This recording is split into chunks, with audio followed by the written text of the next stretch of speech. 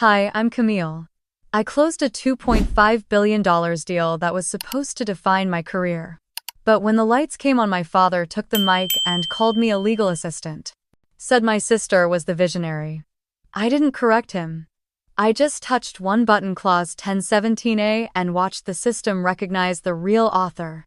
Ever had your legacy stolen by your own family while they smiled for the cameras? Stay with me. You're about to see what silence, precision, and one quiet clause can really do.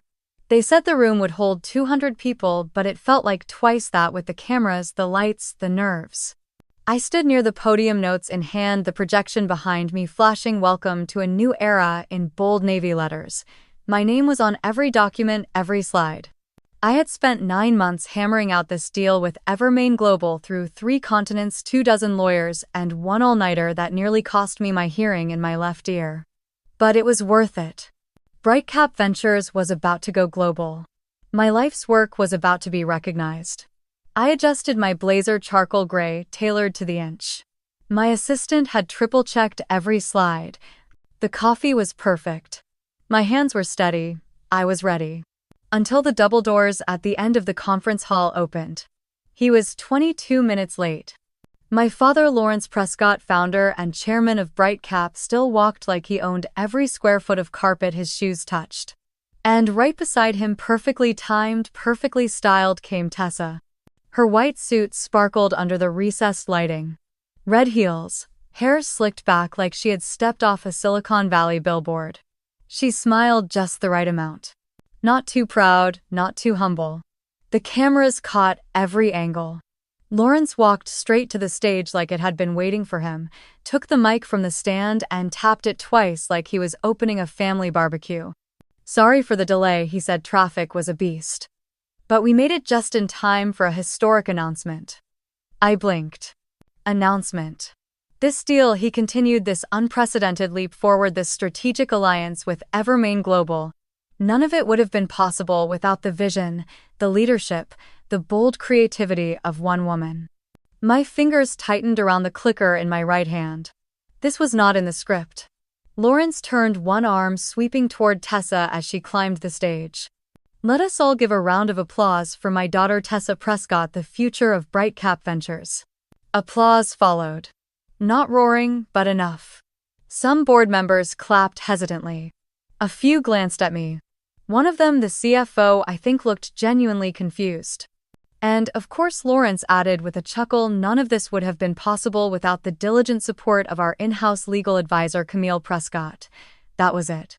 365 days of strategizing, rewriting, mediating, redlining documents in hotel lobbies, all compressed into one vague label: legal advisor. Not even chief counsel. Just support. The air in the room seemed to change density. I saw Tessa flash me a rehearsed smile as she took the mic. She began speaking, tossing in tech buzzwords like confetti at a parade. She called Evermain's CEO George instead of Greg. Referred to the merger as an acquisition. Quoted a market stat from 2020 like it was current. No one stopped her. I sat down slowly, my mind no longer on her words. My body moved like it belonged to someone else. I rested my tablet on my lap and tilted the screen just enough so it would not reflect off the overhead lights. Clause 10:17, still there. Still dormant. I had written it 7 years ago after a failed acquisition in Zurich where half our internal infrastructure was exposed because someone forgot to vet the access protocols. I was told the clause was paranoid. Overkill. Even Mallory in IT had laughed, called it Camille's doomsday button. But I embedded it anyway, quietly, neatly, legally. It had passed compliance because no one read fine print when it was buried in something as boring as infrastructure updates. The clause did exactly one thing. It froze Brightcap's high-level operational systems and rerouted legal control of any pending transaction to a neutral third-party entity. Triggered by biometric ID and a 4-word passphrase only I knew. It was not revenge. It was insurance. I looked toward the stage again. Tessa's voice cracked as she tried to explain our multi-region rollout. Her eyes darted toward the front row. She knew she was losing them. I watched one of the Evermain directors check his watch. I was not angry. Not really. I had passed that point years ago, sometime between our mother's funeral and my 15th proposal being renamed under Tessa's brand initiative. This was not new. It was just finally public. They wanted her in the spotlight. Let them have the spotlight. I watched the timer on my tablet tick forward. I did not touch the button. Not yet. But I let my finger hover. The room smelled like floral arrangements and filtered air. No one was watching me now. They were too busy watching her sink under the weight of a crown she did not understand. And when I finally tapped the screen, the system did not crash. It simply blinked. And then one by one the lights began to flicker. At first, no one noticed. The lights dimmed just slightly, like a power fluctuation too subtle to register. But then the projector behind Tessa froze mid-transition, the words "Global Integration Strategy" lingering in a broken frame. A soft chime echoed from the speaker system, 3 short tones followed by silence. The kind of silence that tightens a room. Tessa paused, her hand midair as she gestured toward the frozen screen. "Apologies," she said, glancing over her shoulder. "It looks like we're experiencing a brief technical hiccup." She tried to continue, but the microphone in her hand let out a high-pitched feedback squeal before cutting off completely. She tapped it once, twice, then looked down at the podium where the control panel had gone dark.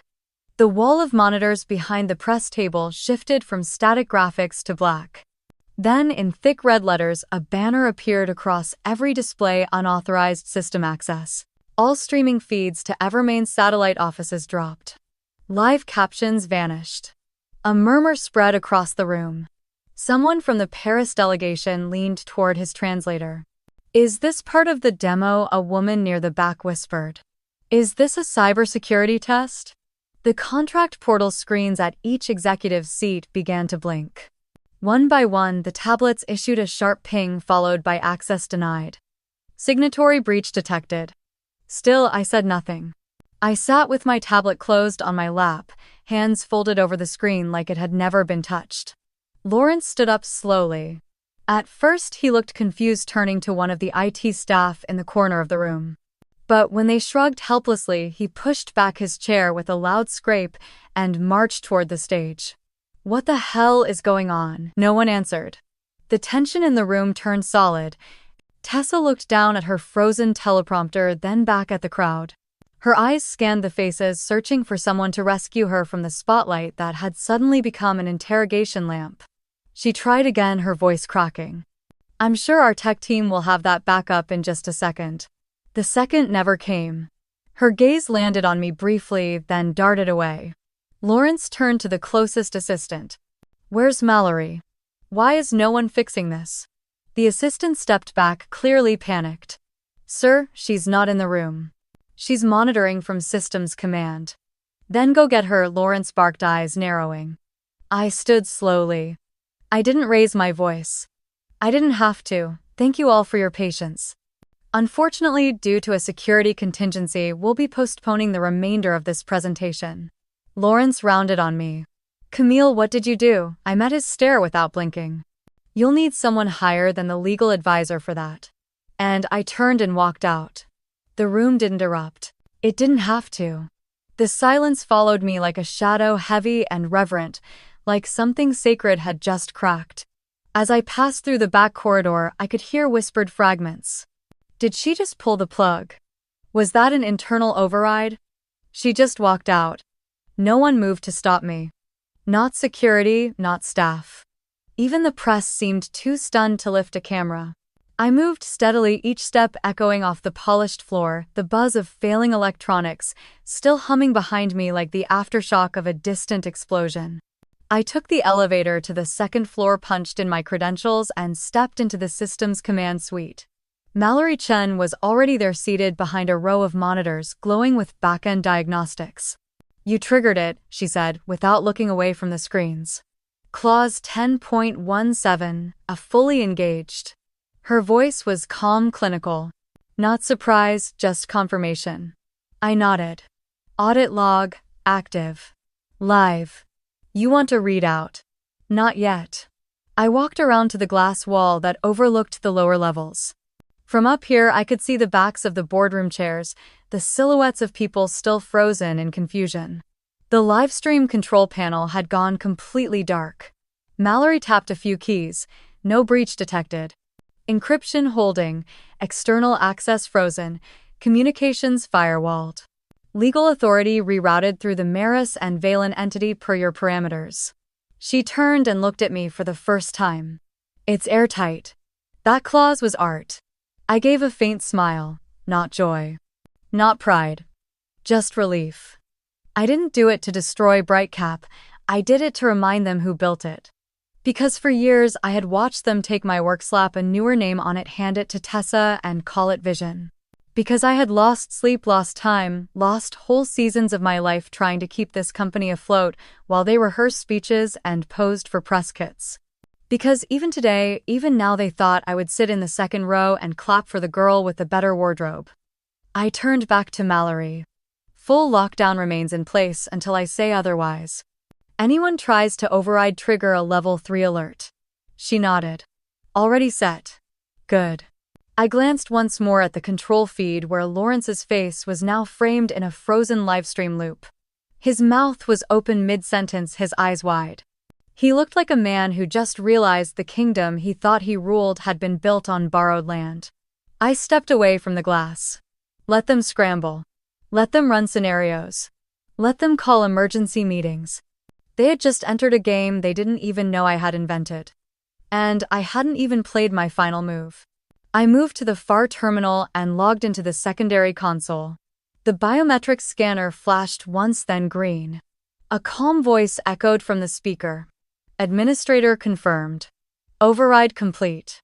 Systems under singular control. I exhaled slow and controlled as the dashboard lit up in front of me. The clause had executed cleanly. No conflict, no errors. It hadn't just paused the company. It had rerouted its legal heart to me.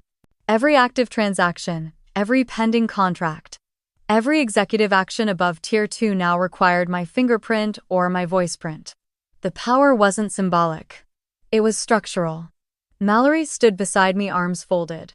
Your father's signature approving this clause is still on file. Time-stamped. Legal. He can scream about sabotage all he wants, but we both know this isn't a breach. This is protocol. He signed it himself, I said. Back in fiscal year 2016, he didn't read the infrastructure memo. He never did. She gave a faint chuckle. Classic Prescott. I let my eyes move across the screen. From this control suite, I could see the ripple effects in real time. Vendor lines paused. Payroll queries suspended. The Evermain integration module had locked down halfway through syncing. I saw someone try to relaunch the presentation platform from a conference laptop only for it to bounce back with a level 4 denial code. The system didn't ask for help. It simply didn't allow access. Good, I said quietly. Mallory turned toward me. You want me to inform the board? Not yet. Let them stew for a while. I want them to feel the imbalance. Camille, I looked over. This was clean. Ruthless but clean. I've worked in systems security for 23 years. I've never seen anything this well built, this buried. It's not just brilliant. It's surgical. That word made me pause. Surgical. I hadn't thought of it that way. But she was right. This clause wasn't vengeance with a flamethrower. It was precision with a scalpel. I had written it on a sleepless weekend during a leadership summit in Arizona back when I still believed I had to earn my father's attention. He had left me off the speaking schedule, said the legal department didn't need a voice in vision planning. So I sat in my hotel suite with 3 monitors and a compliance manual, and I wrote a backdoor into every level of executive authority. It had been reviewed, approved, and embedded in the next routine update without anyone asking why a contingency clause needed a biometric gate. Because no one thought the assistant would ever need it. I looked down at my hand. The same hand that had signed the Evermain contract. The same hand that had drawn up the merger outline, redlined the cross-jurisdictional provisions, and negotiated the intellectual property protections clause by clause. Tessa hadn't written a single line of it. She hadn't even been on the plane to Zurich. Mallory tapped another sequence and brought up a live feed of the boardroom from the security camera above the east exit. The resolution was crisp. You could see every twitch, every fake smile. Lawrence was pacing. His suit jacket had come off. His shirt was untucked at the back. I hadn't seen him like that since the day our internal audit uncovered $3 million in misrouted tech funding. Tessa sat in the front row. Her hands were wrapped tightly around a water bottle, the label shredded into small strips on the floor beside her chair. Her face was pale. They weren't confused anymore. They were exposed. Mallory pointed to the bottom of the screen. We've got 24 system access attempts in the last 10 minutes. None cleared tier 1. All failed. Any attempts from Tessa's tablet 4, all flagged. All logged. Good. I closed the monitor. For now, let them think the building is on fire. Let them wonder where the extinguisher is. When they finally ask who installed the alarm system, I'll answer. Mallory raised a brow. You want me to prepare a full audit trail? Yes. Watermarked, time-stamped. Legal chain of custody intact. On it. I walked toward the window. From here, Seattle looked gray, glassy, all cold sky and steel. The city had been my proving ground. My battleground. My inheritance.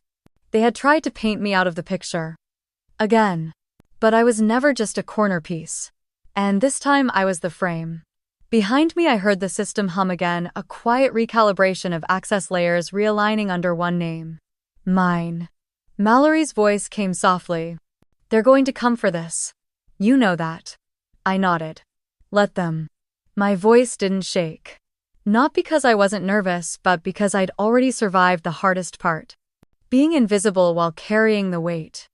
Now I had a name, a signature, a clause.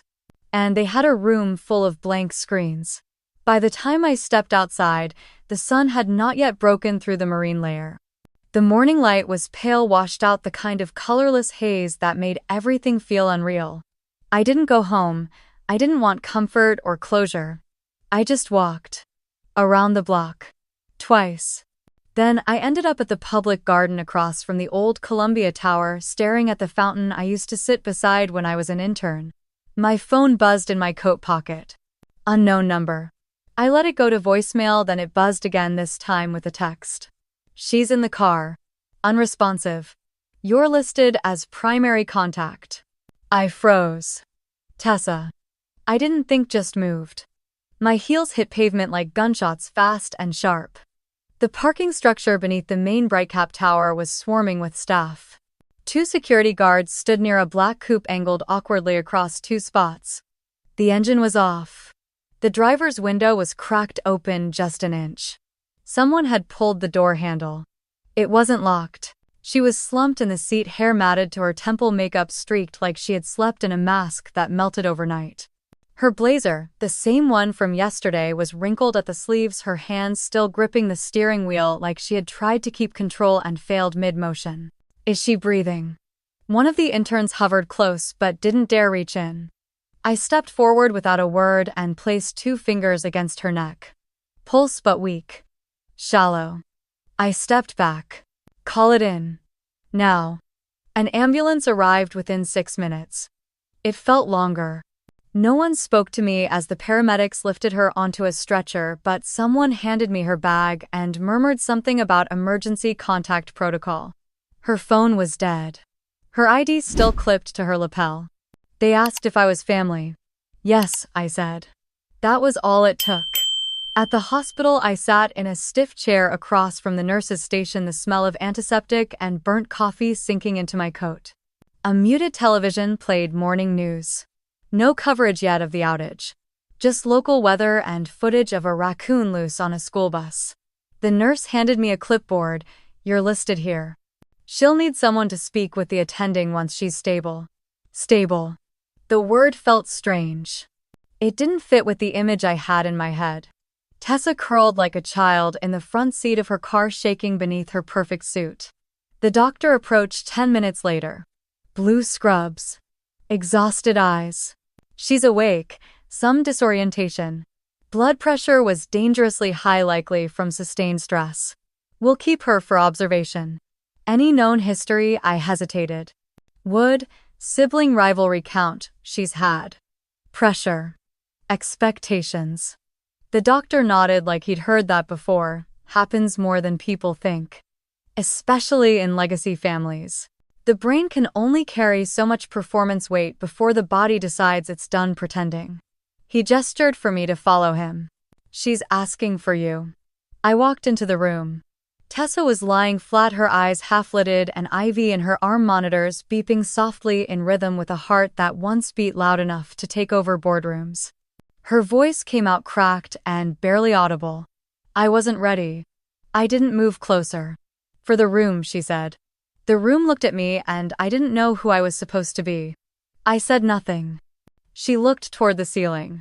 Dad said just smile and let them believe. That the story would carry itself. That no one reads the footnotes. Her hand twitched against the blanket. I didn't offer to hold it. He said you wouldn't stop me. Still I didn't speak. I just stood there, arms crossed, watching her come apart, not in a conference, not in a courtroom, but here. Under fluorescent lights with no makeup crew, no PR filter. And it wasn't rage I felt. It was recognition. She had spent her whole life performing a role. A role they wrote for her. The visionary. The next-gen leader. The golden heir. And I had been the understudy who memorized all her lines in case she ever missed a cue. I remembered the scholarship banquet when I was 16. I had been slated to give the keynote. My essay had won first place. 10 minutes before I went on stage, someone spilled cranberry juice down the front of my dress. I didn't see who. But Tessa was the one already waiting backstage in a second copy of the program with her name printed over mine. I had asked Mom what happened. She just said maybe next time I'd be more careful. That was the moment I stopped expecting rescue. Now years later, I stood at her hospital bed and didn't feel victorious. I felt tired. She mumbled again. It's all too much. Then she closed her eyes and drifted somewhere between sleep and surrender. I left the room without another word. In the hallway, I leaned against the cold tile wall and stared at my shoes. Black leather slightly scuffed from pacing. Mallory texted me. Board emergency session scheduled. Friday. Full attendance expected. I typed a single word back. Confirmed. Tessa wasn't the only one who had a role to play. But unlike her, I had written mine myself. The apartment was still when I stepped in. No emails, no missed calls, just the faint hum of the refrigerator and the creak of the wood floor under my heels.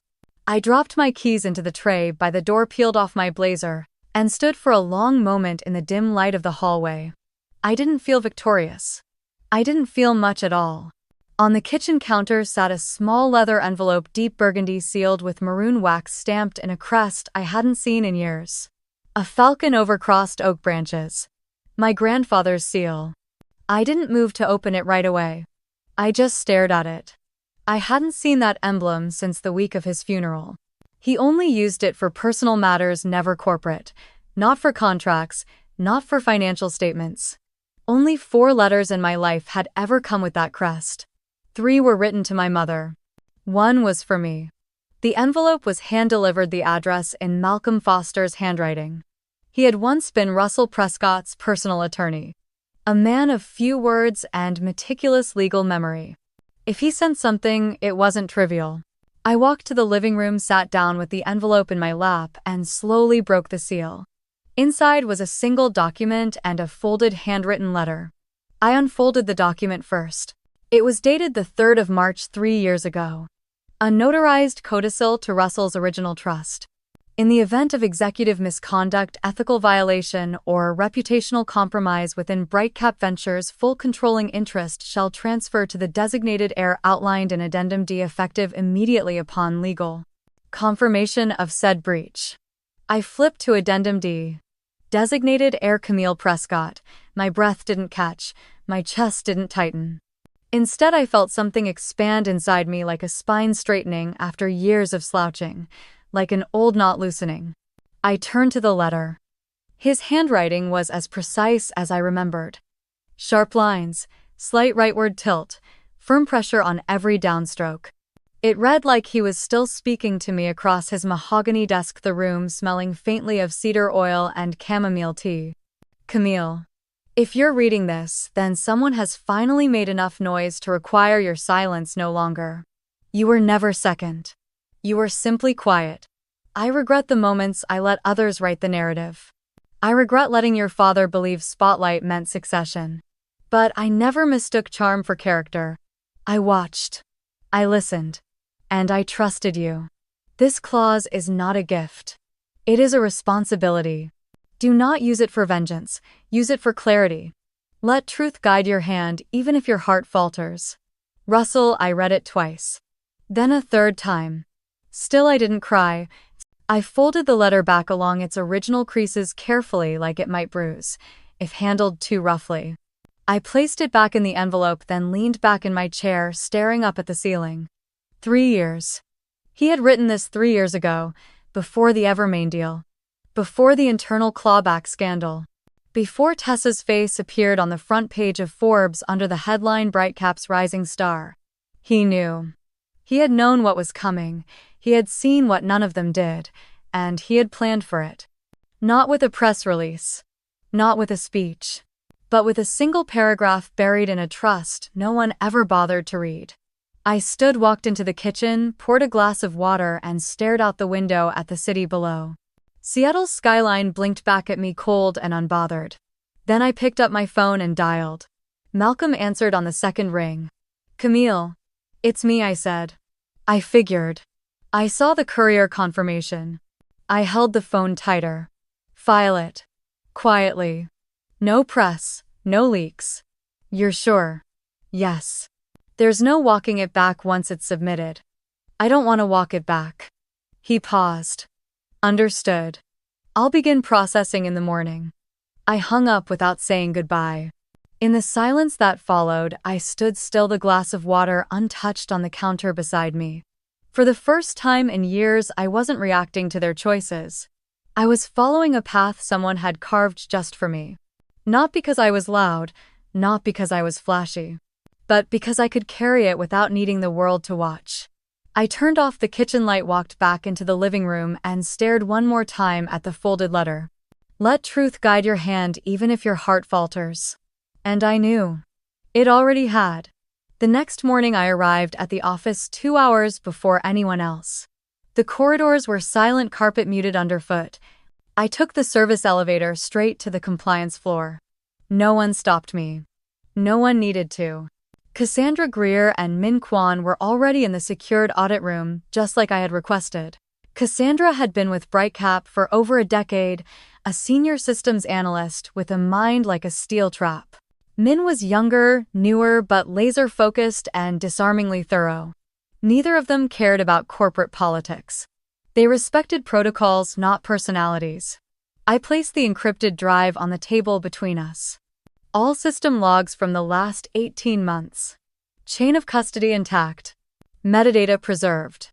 No edits. Cassandra plugged it into the workstation. Min started scanning the root directories. What exactly are we looking for? Attempts to access high-clearance folders within the last 72 hours. Also, any override authorizations tied to my clause. Min's eyes narrowed as he tapped away. You think someone tried to tamper with the clause? I don't think. I know. I just need the system to show it. The screen blinked as lines of code scrolled past. Cassandra leaned in. Got one. 2, actually. Both from the same device ID. Labeled under tprescott@brightcap.com. She opened the logs. First attempt was at 5:16 a.m. on the morning of the press event. Target folder legacy compliance tier 4 encryption. Denied. Second attempt 15 minutes later. Different path. Same result. Min whistled under his breath. Why would she be poking around tier 4 folders hours before a presentation she wasn't supposed to lead? Because she knew I built something she couldn't fake. Cassandra brought up the device map. Both attempts left digital fingerprints. Nothing was deleted. She didn't know enough to cover her tracks. Min leaned back in his chair. That's sloppy. That's desperation, I said. I pointed to another entry. That override authorization.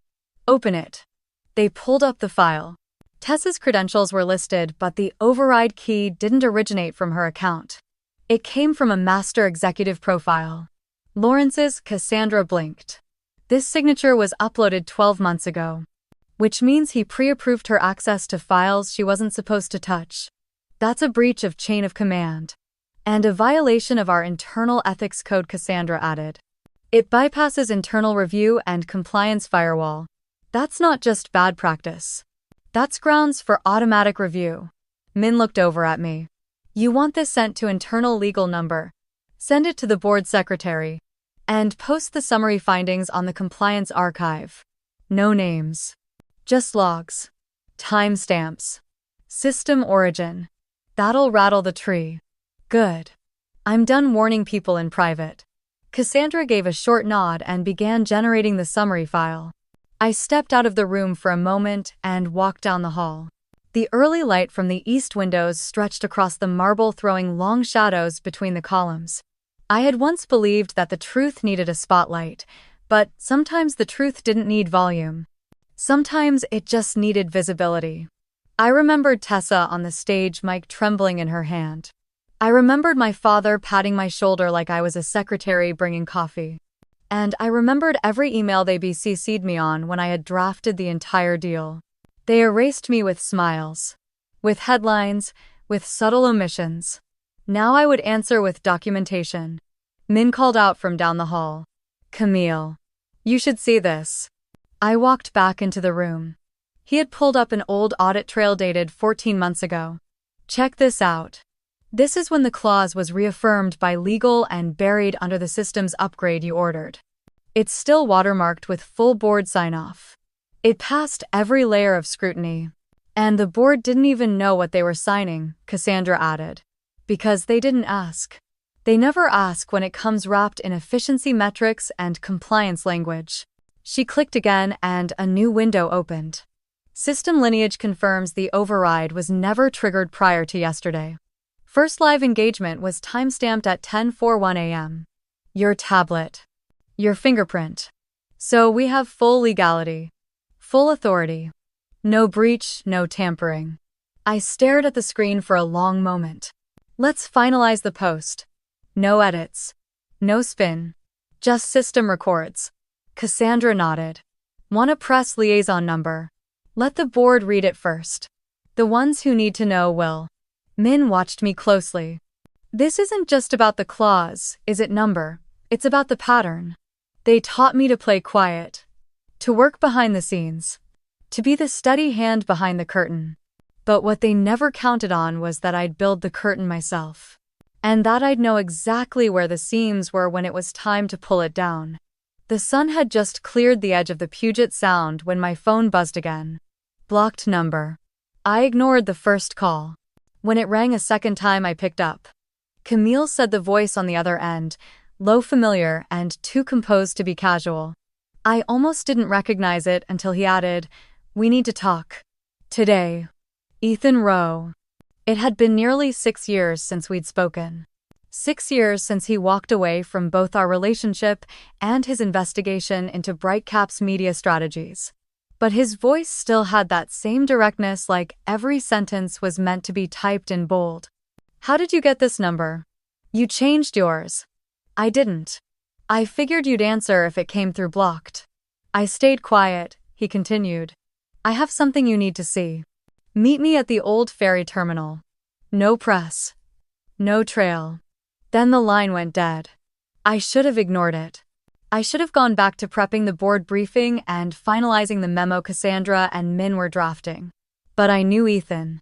If he was reaching out now, it wasn't nostalgia. It was strategy. An hour later, I pulled into the lot by the ferry pier, the one we used to escape to when the city got too loud and the headlines too heavy. He was already there, leaning against the hood of a dusty silver hybrid, holding a manila envelope and 2 coffees. You still don't text, I said, stepping out of my car. And you still show up exactly 7 minutes early, he replied, holding out one of the cups. No cream, no sugar. I took it more out of habit than thanks. What is this? He tapped the envelope against his palm. Proof that your father built your sister's legacy out of smoke and credit cards. He handed me the file. Inside were screenshots, transaction logs, and a printed spreadsheet cross-referencing payments from Brightcap's discretionary fund to a boutique PR firm in Austin. Names I recognized, publications that had run glowing features on Tessa's leadership-style startup instincts and award-winning foresight. "These are paid placements," I said. "All of them. Disguised as editorial. They even built fake author profiles to give the pieces more credibility." I flipped to the next page. It showed an invoice for a staged video series complete with studio rental, ghostwritten interview questions, and influencer packages targeting emerging tech leadership narratives. The client name listed wasn't Tessa. It was a shell entity called Crescent Banner LLC. "We traced that LLC back to a holding company under your father's personal trust," Ethan said, reading my expression. "And the director of that holding company is Tessa's former college roommate. The one who never actually graduated." My hands tightened around the folder. "How long have you had this?" "I've been piecing it together since last fall. But it wasn't enough until now. Not without what you did yesterday. You're telling me they manufactured her entire media image? Not just image. Awards. Speaking invites. Even the TEDx spot. The audience was paid. Half the attendees were interns from a casting agency in Oakland." I laughed, a short, disbelieving sound. "And the board bought it. They didn't ask. That's how lies stay alive." He pulled out another sheet, a signed expense authorization from Lawrence dated 14 months ago. The signature matched the one on the override clause. Same pen stroke, same careless confidence. "That ties it together," Ethan said. "Misuse of company funds for personal brand elevation. Coordinated deception to inflate investor confidence. This isn't just PR malpractice. This is securities fraud." I closed the folder and looked at him. "Do you have enough to take it to the SEC?" He nodded. "I've already got a contact in their enforcement division reviewing the first wave. They're waiting on a green light from you to go deeper." I didn't answer right away. I looked out at the ferry pulling into the dock, the slow churn of water beneath it. That vessel had been crossing this bay longer than I'd been alive. Back and forth. No shortcuts, just motion. "You know this will set off a storm," I said. Ethan shrugged. "Camille, you're already in the eye of it." I took a slow breath. "This isn't about revenge." "It never was," he said. "It's about correction." We stood there for a moment, two people who had once built a life around ambition and truth, and then lost each other in the wreckage. There was no apology between us, just understanding. "You still chasing Pulitzers?" I asked. He smiled, but there was no ego in it. "Number. Just stories worth finishing." I held out my hand. "Then let's finish this one." We shook. His grip was firm. Final. We weren't partners anymore, not in the way we used to be. But we were aligned. He passed me a USB drive before turning to go. "Everything's mirrored here, including backup voice memos and timelines. Just in case someone tries to make it all disappear." I nodded. "Thank you. You don't owe me that, maybe not. But I'm saying it anyway." He got in his car and pulled away without another word. I stood there, the wind tugging at the hem of my coat, the drive warm in my palm. They had built an empire on illusion. Now the truth had weight. Evidence. Names. Dates. And it was coming for them. Not with headlines, but with consequences. That night I couldn't sleep. Not from adrenaline or fear. It was something quieter. Like the silence right before the tide changes. The kind of stillness that doesn't ask questions but dares you to face your own answers. I found myself walking into the attic. The house I kept was functional, modern, but the attic, narrow stairs, cedar panels, dust clinging to the corners, held memories I rarely touched. My mother's boxes were stacked beneath the eaves, untouched since the day we cleared her belongings after the funeral. I'd kept them out of obligation, not sentiment. Or at least that's what I used to tell myself. I knelt down and pulled the top box toward me. Inside were photo albums, yellowed programs from piano recitals, a strand of pearls I hadn't seen since I was 17. Her handwriting still marked some of the envelopes, looping cursive, confident but gentle. I shifted aside an old scarf and uncovered a smaller box at the bottom.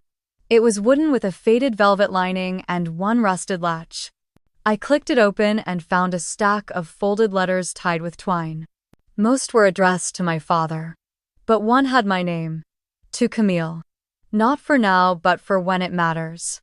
I didn't recognize the stationery. It wasn't fancy. Just soft off-white paper like the kind she used to scribble grocery lists on. I hesitated before opening it. Her voice filled the room the moment I read the first line. Camille. By the time you read this, I imagine some truth will have already found you.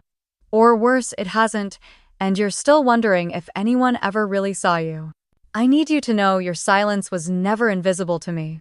You weren't loud, you weren't theatrical, but you were always there. Always watching, always steady. You didn't need applause to prove you were strong. But I should have told you more often you were. You are. My hands trembled slightly as I flipped the page. There will come a day when the room turns against you. Maybe not in anger, but in omission. They will raise others higher and call it fairness. You will be told to wait your turn to support, to advise. They will name your quiet a flaw. They will praise someone else for standing in a spotlight you built. I felt something in my throat tighten. When that happens, remember this.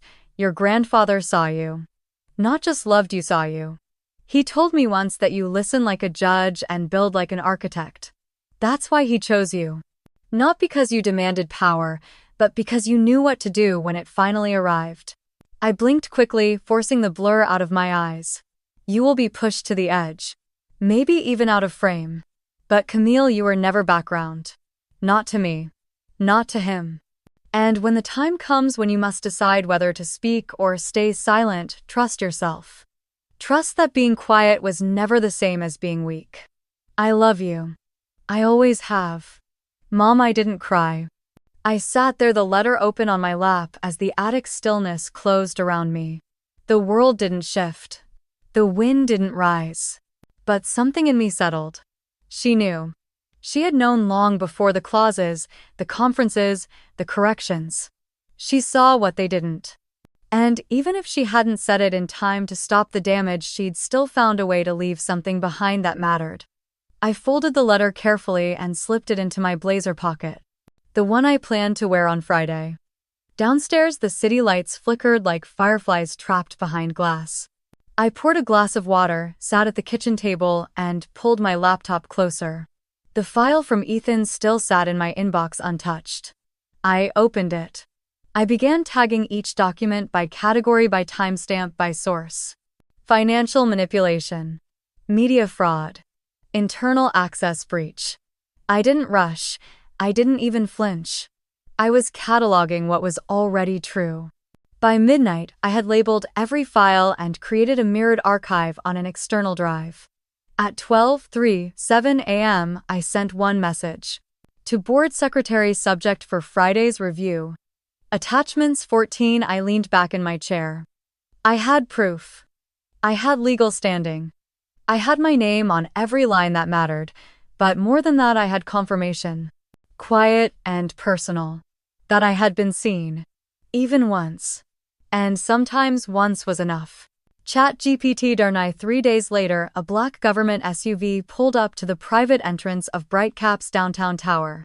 The woman who stepped out was in her late 40s, short silver-streaked hair tucked neatly behind one ear, a crisp navy pantsuit with a Justice Department ID clipped to the lapel.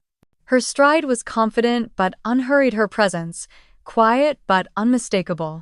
Karen Dunley, lead enforcement officer from the SEC's Division of Corporate Finance. She introduced herself with a firm handshake and little small talk. Her eyes were steady, the kind of gaze that didn't flinch when someone tried to spin the truth sideways. We received your full submission, she said. I'm not here to interrogate you. I'm here to verify the systems and confirm what your documents suggest. Full cooperation would be appreciated. You'll have it, I said. I escorted her and her 2 associates to the secured audit room. Mallory was already there, as was Min. Cassandra joined 10 minutes later with 2 laptops and a mirrored copy of our internal logs. We sat in silence for the first 15 minutes as Karen reviewed the network map. She didn't rush. She didn't ask obvious questions. She let the documents speak first. Once she finished scanning the digital overview, she spoke again. What we're looking at, Miss Prescott, is a multi-layered pattern of internal misrepresentation. These fund transfers labeled as community outreach were routed through shell vendors. These media campaigns lack standard disclaimers and were paid through discretionary channels with no board review. This override access here is the most concerning. The digital signature tied to Lawrence Prescott bypassed chain of command and gave access to an executive-level override tool. She turned the monitor slightly. That tool is yours, correct? Yes. I built it years ago as a contingency clause. It was never designed to be accessed without a biometric key. Lawrence forced an override by signing access to Tessa preemptively. That alone violates BrightCap's internal compliance protocols and likely sections of the Sarbanes-Oxley Act. Karen nodded without expression. You've remained silent about this for how long? 7 years. Her eyebrows lifted slightly. Why now? Because silence isn't safety, it's erosion. And they finally asked me to disappear one too many times. She didn't comment. She just opened another folder. Over the next 6 hours, my team provided full backend access. We handed over employee logs, vendor, contracts, even the original metadata from the Evermain negotiation chain. Karen reviewed each without dramatics. She simply highlighted inconsistencies and handed them to her associate for timestamping. At one point, she paused on an expense report labeled Public Image Strategy Q4 and traced the routing code back to a side account under a different branch of Lawrence's investment trust. This is layered, not careless. It was meant to be, I said. That's how long-standing systems maintain control through polish, not panic. She nodded again, this time almost approvingly. We broke for 20 minutes in the late afternoon. I sat alone in the small side conference room and stared at the skyline. The company name still glinted on the tower across the courtyard. BrightCap. It used to mean power. Now it looked like a hollowed-out shell of itself. When the SEC team returned, Karen looked at me directly. I'll be filing an interim report with the commission by Friday. Based on what we've seen, formal action is likely.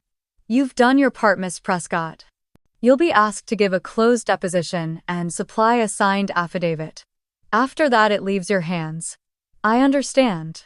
If I may ask. She added, you've avoided speaking publicly. No press. No statements. That's rare. I don't want noise. I want correction. She studied me a moment longer, then extended her hand. Thank you for your cooperation. They left as quietly as they arrived. I returned to my office. The emails had already started. Board members looking for clarification.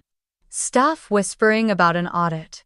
A junior associate forwarded me an internal Slack screenshot. Someone had posted the SEC badge sighting with 3 eye emojis. But I didn't reply to any of it. I drafted no memos. I made no announcements. Instead, I spent the rest of the evening reviewing quarterly projections and rewriting the compliance training protocols. I had no interest in revenge porn. No appetite for scandal. I didn't want applause. I wanted order. Tessa hadn't returned to the office. Lawrence hadn't called. No one made a statement to the press. But the silence was different now. It wasn't neglect. It was weight. And slowly, quietly, the corridors of BrightCap began to feel different. Department heads no longer CC'd my father on every decision. The legal team requested a private review of all past contracts with the Prescott name attached. Facilities removed the Prescott Family Hall of Legacy display from the first-floor gallery without instruction. No protest, no ceremony, just motion. And I didn't stop them. Because I never wanted a crown. Just a clear table. One where the work could finally stand without needing a name to hold it up. And one by one, the pillars built on fiction began to come down. Friday morning, the boardroom smelled like lemon oil and quiet dread. I arrived at 8:57, not a minute early. Malcolm Foster walked beside me, briefcase in hand, his expression unreadable. He had been my grandfather's legal counsel for over 30 years. Today, he was here for me. We stepped into the room together. Every chair around the long oak table was occupied except for one. My father's Frieder, teeter. It remained empty, the leather seat untouched, the glass of water beside it still sweating condensation as if someone had just stepped away. Tessa was there though. She sat at the far end of the table, posture, two straight hands clasped tightly in her lap. She didn't look at me. I didn't look at her either. The chair at the head of the table remained open. I didn't hesitate. I walked the full length of the room and took my seat. Malcolm placed the briefcase on the table and opened it slowly. 3 folders. 1 envelope. A slim black drive. "Mr. Foster," the chairman said, adjusting his glasses, "I assume you've come prepared to present the documentation." Malcolm gave a short nod. "Yes. Pursuant to Article 12 of the Brightcap Ventures Corporate Charter and reinforced by the private trust documentation signed by Russell Prescott, I am here to confirm the legitimacy of Ms. Camille Prescott's current executive authority. All documents have been notarized and cross-filed with the Prescott Estate Review Office." He passed the first folder down the table. Inside was the codicil my grandfather had written. The one that transferred operational control to me in the event of executive misconduct or ethical breach. Malcolm continued, tone calm, precise. "Additionally, Ms. Prescott has submitted verified system logs showing unauthorized override access granted by Lawrence Prescott to a non-cleared party, as well as falsified vendor payments and media contracts in violation of internal and federal compliance. These have been shared with the Securities and Exchange Commission." The room didn't speak. Pages turned, brows furrowed. Malcolm passed the second folder. "This contains metadata, signed approvals, and timestamps validating that the system lockdown clause was activated by Ms. Prescott within full legal bounds. No external breach occurred. The system responded exactly as designed." He passed the third. "Here you'll find staff affidavits, including from the lead systems engineer and head of compliance, attesting that the override was not only legitimate but necessary." Finally, he held up the envelope. "This letter, written by Russell Prescott and sealed 3 years ago, confirms his intent that Camille Prescott be recognized as the successor to the chair in the event that leadership within the firm compromises the company's ethics, financial integrity, or public trust." He handed it to the chairman, then stepped back without another word. The silence that followed wasn't uncomfortable, it was reflective. The kind of silence that comes when truth doesn't need to shout. One by one, the board members looked up. Not at Malcolm. At me. A senior member, Mr. Hanford, cleared his throat. "I've reviewed all supporting documents. In light of the recent findings and this trust documentation, I support the motion to confirm Ms. Prescott's executive authority effective immediately." Another member stood. "Miss Beale." She didn't speak, she simply nodded. A third rose, Wes McAdams. A man who had never once called me by my first name in public. He spoke directly, not unkindly. "You didn't ask for applause, Camille. You asked for accountability. That speaks louder to me than anything I've read in a press brief." Then he sat. No votes were cast, no objections raised. The support was silent but absolute. I didn't gloat, I didn't smile. Tessa hadn't moved. Her eyes stayed on the surface of the table like it might disappear if she looked away. I turned to the chairman. "I won't waste this board's time pretending this transition is clean. It isn't, but it's necessary. And it's legal. I'm not here to destroy anyone. I'm here to rebuild what this place was supposed to be before legacy blurred into entitlement." No one interrupted. I continued. "This is not a coup. This is not vengeance. This is a removal of powder from a portrait that was never accurate to begin with." Tessa flinched slightly. The chairman spoke next. "As acting chair, I confirm receipt of all legal materials and support the motion for Ms. Prescott to assume full authority under Brightcap Ventures' founding charter." He glanced toward the still empty seat across from mine. "Is Mr. Lawrence Prescott expected to join us?" "No," I said. "Why not?" "Because men like him don't show up for endings they didn't script." The chairman didn't push further. "Very well," he said. "This session will be formally recorded as the transition meeting per Article 14. Miss Prescott, the floor is yours." I didn't say anything more. I simply opened my folder, scanned the top page of the new fiscal proposal, and began. The room was silent when I left the board meeting. Not in defeat, not in tension, just a quiet no one dared to disturb. That kind of silence doesn't ask permission. It arrives when something final has been accepted. No gavel drop, no applause, just gravity. I didn't go back to my office right away. I walked the long way through the west corridor past the old company portraits, black and white frames lined in brass meant to celebrate legacy. My grandfather's was the only one I stopped to look at. His eyes never blinked in that photo, but they never softened either. He looked as if he expected the future to misbehave and still chose to trust it. By the time I reached my office, the sun had shifted against the skyline. My inbox had over 40 new messages, most of them from compliance, legal, and staff members offering vague congratulations without saying the word congratulations.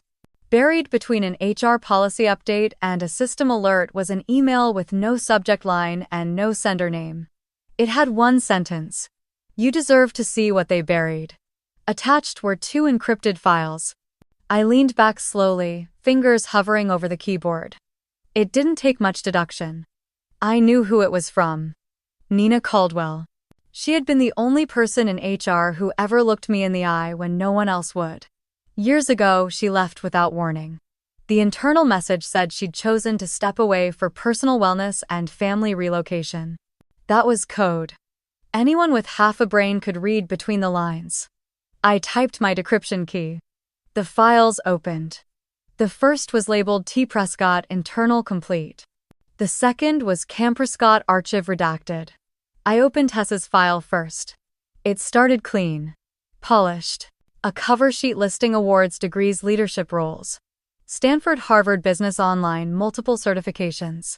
But even before I checked the metadata, I saw the inconsistencies. The formatting didn't match school record templates. One of the logos on the transcript header hadn't been in use for over a decade. The internship letters were worse. 2 came from individuals who, according to public records, had passed away before the dates listed on the letters. One reference address was traced to an empty lot in Connecticut. Then I found the pivot point. The 2014 innovation proposal.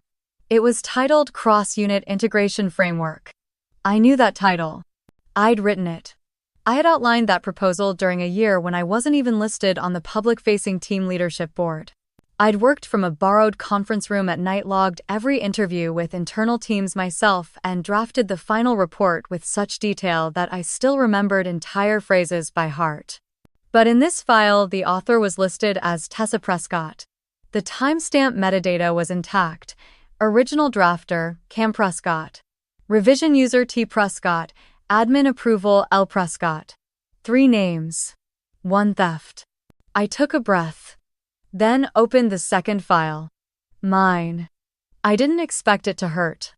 But it did. Early awards were missing.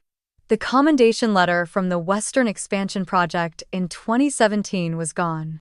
The bonus disbursement form tied to the merger in 2019 had been replaced with a team-wide recognition statement. The most painful omission, though, was a leadership recommendation letter from my grandfather. I remembered the day he wrote it. He printed a copy himself, signed it in blue ink, and said, "Keep this. One day someone will try to pretend you didn't lead." It wasn't in the file.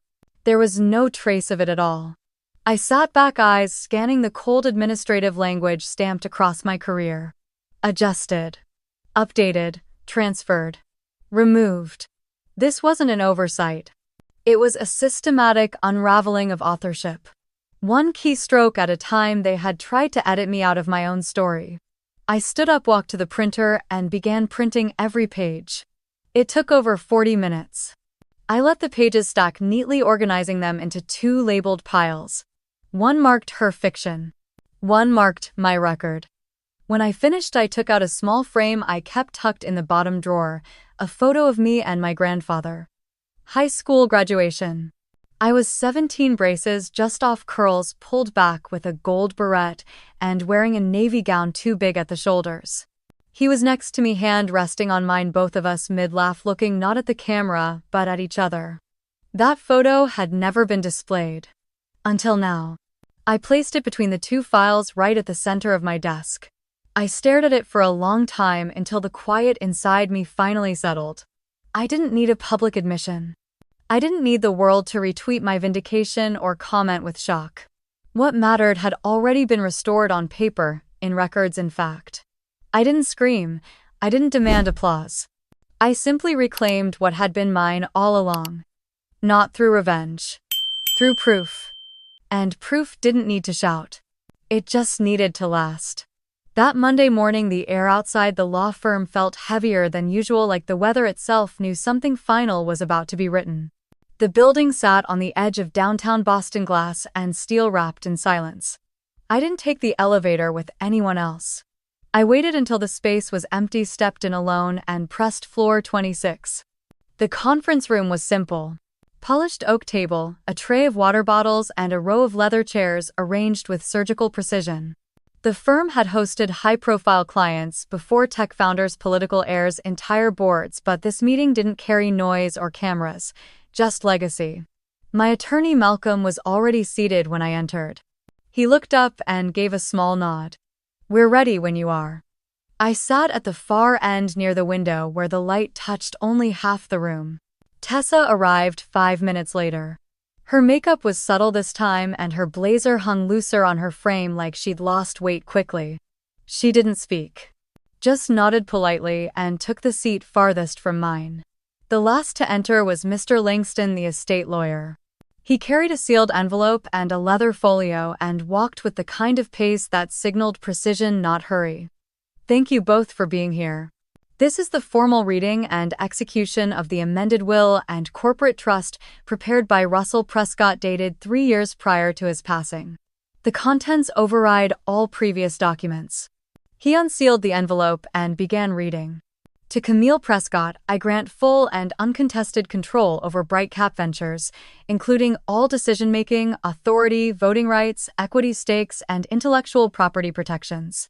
This designation reflects her long-standing contribution to the company's integrity, strategy, and future vision." There was no pause. No qualifying language, no ifs or contingencies. Mr. Langston continued. "To Tessa Prescott, I grant the Prescott Renewal Trust, a fund allocated for professional development, mental health care, and educational reinvestment. This is extended with the hope of clarity, healing, and accountability." Tessa's fingers curled slightly, but she didn't respond. She didn't cry. She didn't argue. She just nodded, a small motion, almost like surrender. There is no specific provision made for Lawrence Prescott. The letter of intent includes no mention of additional beneficiaries or extensions. The silence in the room turned cold but not cruel. Malcolm leaned forward slightly, sliding a final folder toward me. "Effective immediately, these documents register you as Brightcap's executive trustee, controlling shareholder, and brand steward. The state has already logged the change. Your corporate license and title will be updated by noon." He reached into his briefcase and pulled out a small silver nameplate. It was simple, engraved in clean font. "President Camille Prescott." I stared at it for a moment before taking it in both hands. There was no applause, no cameras, no press release. And yet it was the loudest moment of my career. Tessa stood first. She gathered her folder, thanked Mr. Langston in a voice just above a whisper, and walked out without looking back. Her heels didn't click as they used to. They barely made a sound. When the door shut behind her, I stayed seated. For a long time, I didn't feel triumph. I felt clean. Like I had finally stepped out of a fog so dense I hadn't even known I was inside it. I hadn't destroyed anyone. I hadn't launched a war. I had simply taken back what was mine quietly, thoroughly, truthfully. I walked out of the conference room with the nameplate in one hand and my grandfather's photo in the other. In the lobby, the receptionist smiled as I passed. "Good morning, President Prescott." That title used to belong to someone else. Someone who built mirrors instead of doors. But now it was mine. And not because I fought louder, but because I stood longer. Outside, the city looked no different than any other day. But to me it finally looked like somewhere I belonged. Not in the background. Not in someone else's version of the story. Mine. You know, people think revenge needs to be explosive, that it has to burn down a room to feel like justice. But sometimes revenge is just the truth, unburied, unedited, undeniable. Sometimes justice is a chair you no longer have to wait for, and sometimes it's just a nameplate that no one can take away. Have you ever been erased from your own story? Tell me what happened. I'd love to hear it in the comments. Let's talk.